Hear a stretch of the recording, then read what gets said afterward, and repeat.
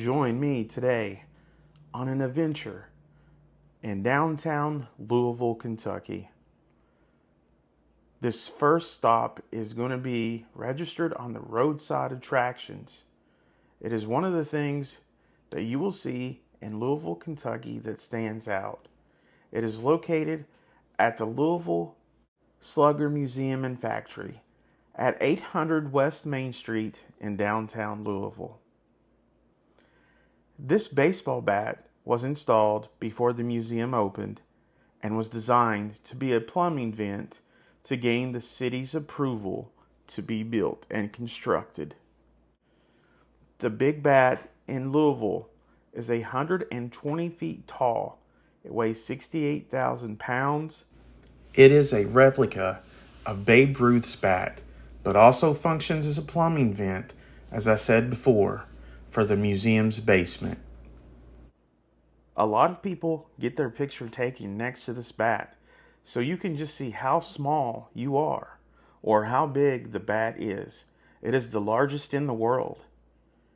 While you're here, you might as well go inside the museum. You can take the whole family, and you can learn the history of about America's favorite pastime, baseball. Once inside, you will see a plethora of history of baseball. And not only will you see artifacts, but you will have the chance to purchase your own merchandise and sports memorabilia. Conrad Caldwell House. Theophilus Conrad, tannery owner, built this home in 1893 to 1895. Designed by Clark and Loomis architects in Richardsonian Romanesque style. After Conrad's death in 1905, the house was sold to William Caldwell, maker of wooden and steel tanks. In 1947, it was given to the Presbyterian Church and became a home for elderly women. Conrad Caldwell House. The house was purchased by the St. James Court Association in 1987 and turned into a museum built of Bedford limestone with elaborate archways and stone designs. It was known for its woodwork and parquet floors. The house also featured many innovations of its day, including interior plumbing and electric lighting. Our next stop is in Old Louisville. This is the very first part of the city that was built as Louisville started becoming a big city and developing. A lot of people come here for the architecture and appreciate the sheer beauty of how the homes were once built. Another reason why people visit Old Louisville, and especially this house, you see, this neighborhood was built on limestone, and limestone is said to attract a lot of paranormal activity and hauntings. And the Conrad Caldwell house is said to be haunted. Theophilus Conrad built this house in the 1890s. He only enjoyed it for 10 years before he died. He was walking up the back stairs to his office one day and supposedly had a heart attack and died on the stairs. He was the king of his castle, a strict man who still scolds people for not following the rules of the house. People will find themselves alone, and then all of a sudden, a strange form materializes before them, and it seems to be a short man with a goatee and a mustache and a hat. And he just sort of lifts his finger and shakes it to you, saying you shouldn't be doing this, and then he just sort of disappears. The second homeowners, Mr. and Mrs. Caldwell, also visit the home. There are many reports of different smells on each floor. Perfume fills the air, thought to be that of Elaine Caldwell. Mr. Caldwell, he really liked his library, and people have seen images of him supposedly in his library a lot of times. they'll smell cigar smoke. For more information on this house, please check the video description. You see, in recent years, Old Louisville has been called the most haunted neighborhood in the country. There's a lot of history in Old Louisville. The fact that they have so many old homes lends the neighborhood to being haunted, and they say a lot of things have happened in these homes. People living in the area say you can't go to more than half a block down the street without encountering at least one haunting. As I'm walking through Old Louisville on a hot June day in 2025, I'm amazed by the architecture of these homes, these Victorian architecture. And upon walking down the sidewalk, what do I see but a beautiful waterfall right in the middle of the neighborhood? It is the St. James Court Fountain. It is a magnificent historical landmark located in the heart of Old Louisville, a neighborhood renowned for its stunning Victorian architecture. The picturesque fountain serves not only as a focal point for the surrounding area, but it's also a symbol of the city's cultural heritage.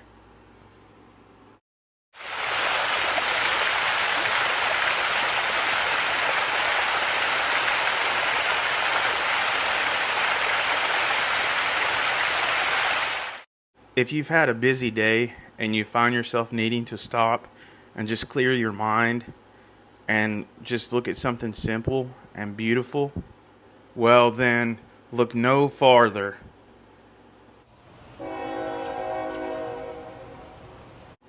As I continue my walk of the neighborhood, I notice all of the Victorian architecture, and it is just breathtaking. You really have to be there to really soak it all in and to understand. But for those of you that are not able to be here, I will tell you it is just astounding. I have made this video just for you. As I'm walking down the sidewalk on my way to the Pink Pony House, you will see this lovely Belgravia Court. You can learn more information about it in the links in my video description.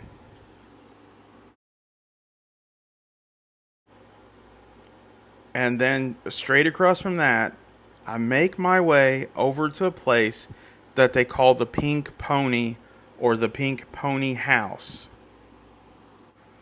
The mansion began its history as a gentleman's club and a casino, not as a gambling joint, but as a place for male residents of St. James Court and Belgravia Court to relax and unwind from stress of the world. With an interesting fact, the mansion wasn't always pink. In fact, it was red. You see, the Gentlemen's Club was only in existence for a few years, and then the local chapter of the Women's Christian Temperance Union bought the mansion. And then they painted this red brick structure pink. This house is said to be haunted by an older Southerner gentleman with gray hair whose name is Avery, who tries to help everyone. We are in downtown Louisville. This right here is the park, and we have stopped to see a roadside attraction. What we have stopped to see is located just right over across the street. It is the Witch's Tree. And boy, is there a story about that tree. I will tell you what I know about it. You can always Google the story, which would give you more information than I'm going to give you. because I could talk all day about it, and that would be kind of boring. And my job is just to entertain you, to get your attention, and to get you interested in this tree if you're ever in Louisville. Okay, let's see if we can cross the street right here. I do not know. Holy schmoly. Holy crap, here comes the car really fast. Okay, this tree right here in front of me is called the witch's tree. And whatever you do, I repeat, do not do as my old pal Ernest did.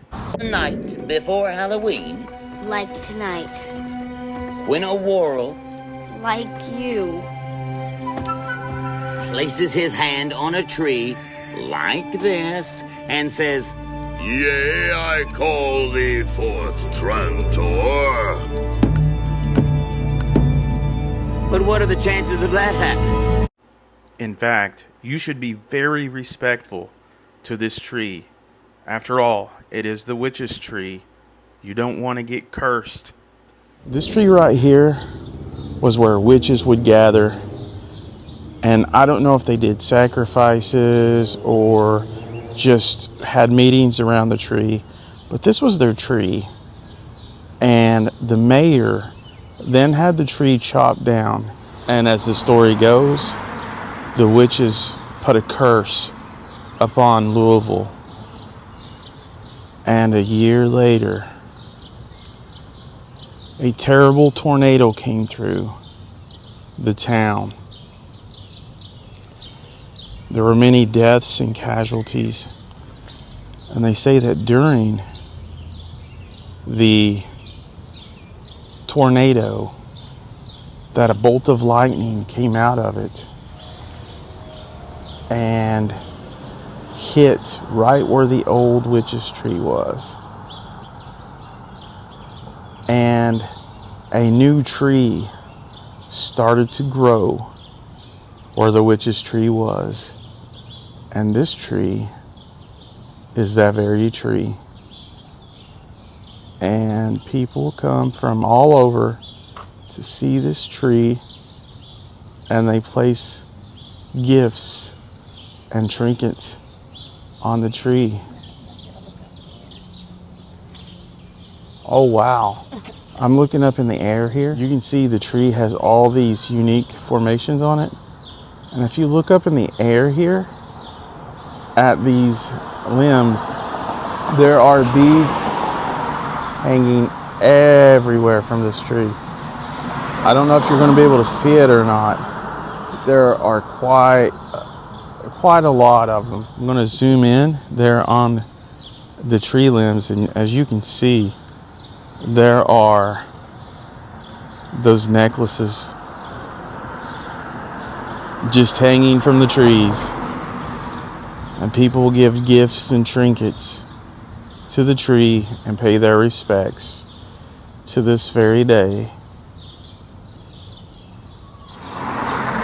So if you're ever in Louisville, especially in downtown Louisville, I'm going to show you the bottom of the roots here. So if you're ever in downtown Louisville, look up the witch's tree and stop and take a look at it. This is definitely an interesting